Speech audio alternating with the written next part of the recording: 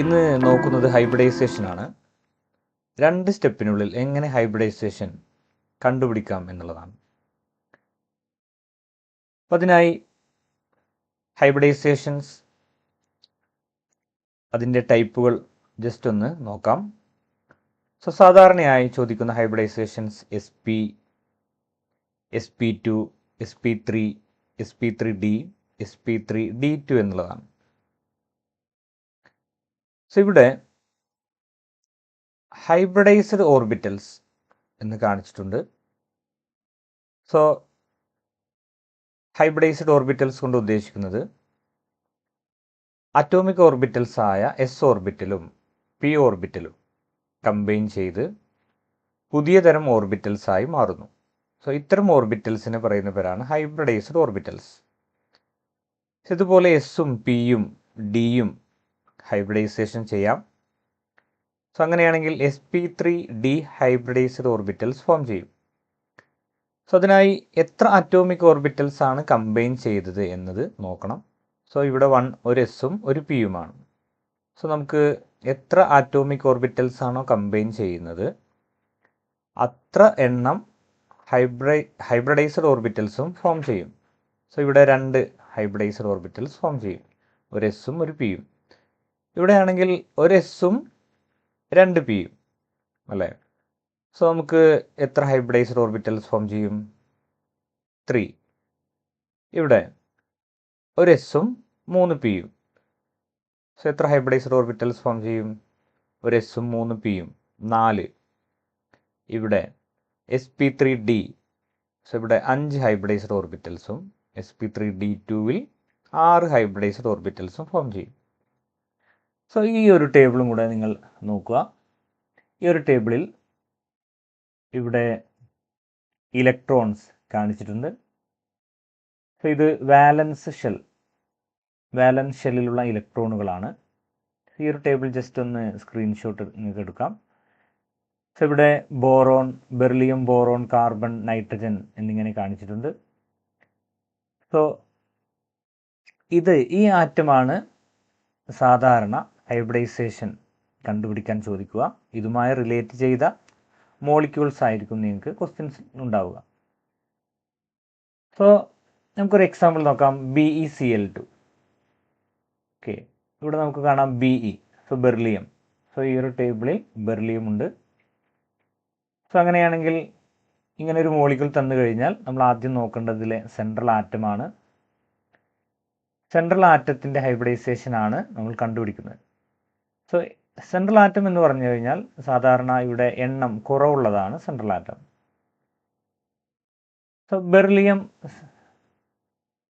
അതായത് beryllium chloride ആണ്. BeCl2. Beryllium hybridisation കണ്ടുപിടിക്കാൻ ഫസ്റ്റ് സ്റ്റെപ്പ് ബെർലിയം എന്ന് എഴുതുക. ബെർലിയം. ഇനി ബെർലിയത്തിന് ചുറ്റും എത്ര ഇലക്ട്രോണുകളുണ്ട്? നമുക്ക് കാണാം 2 ഇലക്ട്രോണുകളാണ്. 2 ഇലക്ട്രോൺ ഇതിന് ചുറ്റും കാണിക്കുക. ഈ 2 ഇലക്ട്രോൺ ഇങ്ങനെ ഡോട്ടായി കാണിച്ചാൽ മതി. ഇനി ഇതിന് ചുറ്റും സറൗണ്ട് ചെയ്തിരിക്കുന്ന ആറ്റം ഏതാണ്? ക്ലോറിൻ ആണ്. ഈ ക്ലോറിൻ ഈ 2 ഇലക്ട്രോണുകളെയും ഉപയോഗിച്ചു. ഓരോ ക്ലോറിൻ ഓരോ ഇലക്ട്രോണിനെ ഉപയോഗിച്ചു. ഇവിടെ Be എന്ന് എഴുതിയതിന് ശേഷം ഓരോ ഇലക്ട്രോണും ഓരോ ക്ലോറിനെ ഉപയോഗിച്ചു. നമുക്ക് ഈ ഇലക്ട്രോണിൽ നിന്നും ഓരോ ലൈൻസ് വരക്കാം. 2 ലൈൻസാണ് ഇവിടെ വരച്ചത്, കാരണം 2 ക്ലോറിനാണുള്ളത്. ഈ അറ്റത്തെല്ലാം ക്ലോറിൻ ആറ്റം എന്ന് എഴുതുക ജസ്റ്റ്. ഇനി നമ്മൾ നോക്കേണ്ടത് ഇതിൽ എത്ര ലൈൻസ് ഉണ്ട് എന്നുള്ളതാണ്. ഇവിടെ നമുക്ക് കാണാം 2 ലൈൻസ് ഉണ്ട് അല്ലേ. ഇവിടെ 2 ലൈൻസ് ഉണ്ട്. 2 എന്നുള്ളത് ഹൈബ്രിഡൈസേഷൻ ആ ടൈപ്പിലേക്ക് വരിക. 2 എന്ന് ഏതിലാണ്? SP-യിലാണ് അല്ലേ. 2. ഇവിടെ ബെർലിയം ക്ലോറൈഡിൻ്റെ ഹൈബ്രിഡൈസേഷൻ SP എന്നാണ്. ഒരെണ്ണം കൂടെ നോക്കാം. BF3. BF3 സെൻട്രൽ ആറ്റം ഏതാണ്? എണ്ണം കുറവുള്ളത് ബോറോൺ അല്ലേ. ബോറോൺ എന്ന് എഴുതുക. ബോറോൺ അതിനുശേഷം നോക്കേണ്ടത് എന്താണ്? ബോറോൺ ഏതിലാണ് വരുന്നത്? തേർഡ് അല്ലേ, 3 ഇലക്ട്രോൺസ് വരുന്നതിലാണ് ബോറോൺ വരുന്നത്. സോ എത്ര ഇലക്ട്രോൺ ബോറോൺ ചുറ്റും കാണിക്കണം? 3 ഇലക്ട്രോൺസ് കാണിക്കണം. സോ 3 ഡോട്ട്സ് നമ്മൾ കാണിക്കുന്നു ബോറോൺ. ഇനി അതിന് ചുറ്റും എത്ര ആറ്റമുണ്ട്? 3 ഫ്ലൂറിൻ ആറ്റമുണ്ട്. സോ 3 ഫ്ലൂറിൻ ആറ്റം ഇതിന് ചുറ്റും കാണിക്കുന്നു. ഇവിടെ ഓരോ ഇലക്ട്രോണിന് ചുറ്റും 3 ലൈൻസ് കാണിക്കുക. സോ എല്ലാ ഇലക്ട്രോണും 3 ഫ്ലൂറിൻ ആറ്റം കൊണ്ടുപോയി അല്ലേ. സോ അതിനുശേഷം എന്താണ് നോക്കേണ്ടത്? എത്ര ലൈൻസ് ഇതിന് ചുറ്റുമുണ്ട്? 3 ലൈൻസ്. ബെർലിയം ക്ലോറൈഡ് ആയിരുന്നെങ്കിൽ 2 ലൈൻസ്, ഇവിടെ 3 ലൈൻസ് ആണ്. സോ 3. സോ ഹൈബ്രിഡൈസേഷനിലേക്ക് വരിക. 3 ഹൈബ്രിഡൈസ്ഡ് ഓർബിറ്റൽസ് ഏതിലാണ്? sp2-ലല്ലേ. അതുകൊണ്ട് BF3യുടെ ഹൈബ്രിഡൈസേഷൻ എന്താണ്? sp2. ഓക്കെ, sp2 ആണ്. ഇനി മറ്റൊരു എക്സാമ്പിൾ നോക്കാം, PCl5. സോ ഇതാണ് central atom? Phosphorus. So phosphorus എന്ന് എഴുതുക. സോ ഫോസ്ഫറസ് വരുന്ന ഏതിലാണ്? 5 ഇലക്ട്രോൺ വരുന്നതിലല്ലേ, നൈട്രജനും ഫോസ്ഫറസും. സോ നൈട്രജൻ ഫോസ്ഫറസും ഒരേ ഗ്രൂപ്പിലാണ്.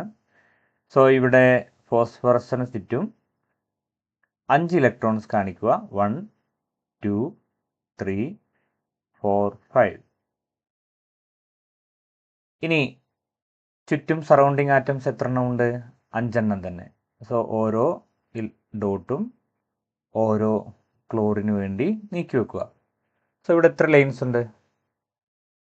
5 ലൈൻസ്. സോ 5 ലൈൻസ് ആണെങ്കിൽ ഹൈബ്രിഡൈസേഷൻ ഏതായിരിക്കും?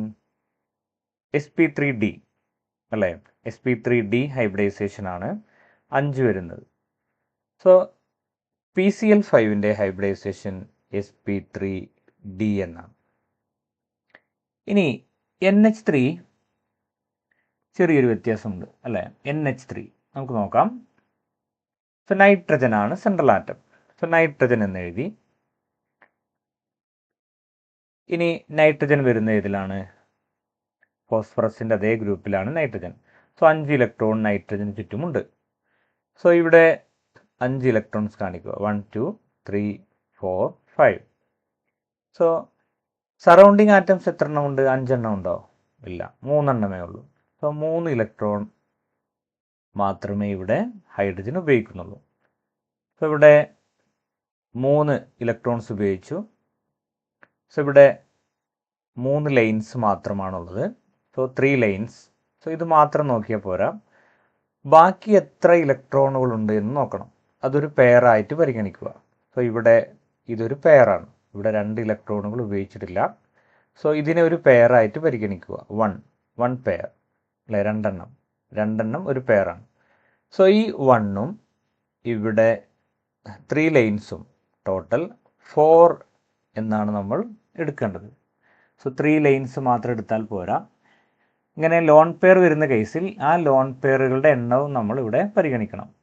സോ 4 വരുന്നത് ഏതിലാണ്? sp3 അല്ലേ 4 വരുന്നത്. സോ NH3യുടെ ഹൈബ്രിഡൈസേഷൻ എന്താണ്? sp3. ഓക്കെ, സോ ഇതൊന്ന് ശ്രദ്ധിക്കണം, NH3. ഇനി മറ്റൊന്ന് H2O. H2Oയിൽ സെൻട്രൽ ആറ്റമായി വരുന്നത് ആരാണ്? ഓക്സിജൻ അല്ലേ. എണ്ണം കുറവുള്ളത് ഓക്സിജൻ അല്ലേ. സോ ഓക്സിജൻ വരുന്നത് ഏത് ഗ്രൂപ്പിലാണ്? 6th. സോ 6 ഇലക്ട്രോൺസുകൾ ഓക്സിജന് ചുറ്റും വേണം.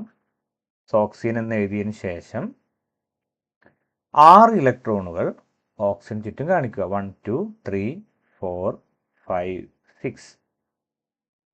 ഇനി ഇതിൽ 6 എണ്ണം ഉപയോഗിക്കുന്നുണ്ടോ? ഇല്ല, കാരണം 2 ഹൈഡ്രജനെ ഓക്സിജന് ചുറ്റുമുള്ളൂ.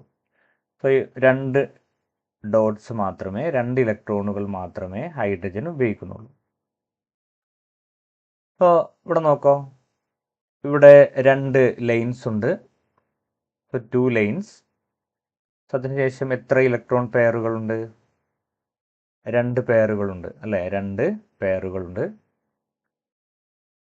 സോ ഇതൊരു പെയറും ഇതൊരു പെയറും, അതായത് ടോട്ടൽ 2 പെയറുകളാണ്. സോ ഇവിടെ 2 ലൈൻസും 2 പെയറുകളും. സോ അപ്പോൾ ടോട്ടൽ 4 എന്ന് നമുക്ക് കിട്ടും അല്ലേ. സോ 4 വരുന്നത് ഇതിലേതിലാണ്? sp3 അല്ലേ. 4 വരുന്നത് ഒരു എസും 3 പിയും. സോ ഇവിടെ വാട്ടറിൻ്റെ ഹൈബ്രിഡൈസേഷൻ sp3 ആണ്. ഓക്കെ. ഇതുപോലെ കാർബണിൻ്റെ ഹൈബ്രിഡൈസേഷൻ നമുക്ക് കണ്ടുപിടിക്കാം CH4-ൽ. സോ CH4-ൽ കാർബൺ വരുന്ന ഏതിലാണ്? 4ാമത്തേതിലല്ലേ കാർബൺ വരുന്നത്. സോ കാർബൺ ചുറ്റും 4 ഇലക്ട്രോൺസുകൾ കാണിക്കുക. സറൗണ്ടിങ് ആറ്റംസ് എത്ര എണ്ണം ഉണ്ട്? 4 എണ്ണം അല്ലേ. അപ്പോൾ 4 ഡോട്ട്സും ഇവിടെ ഉപയോഗിച്ചു. സോ അങ്ങനെയാണെങ്കിൽ CH4-ൻ്റെ ഹൈബ്രിഡൈസേഷൻ എന്തായിരിക്കും? ഒന്ന് നിങ്ങൾ കമൻറ്റ് ചെയ്യുക. നിങ്ങളുടെ ഡൗട്ടുകൾ കമൻറ്റിൽ ചോദിക്കാം. ഓക്കെ. മറ്റൊരു ക്ലാസ്സുമായി നമുക്ക് വീണ്ടും കാണാം.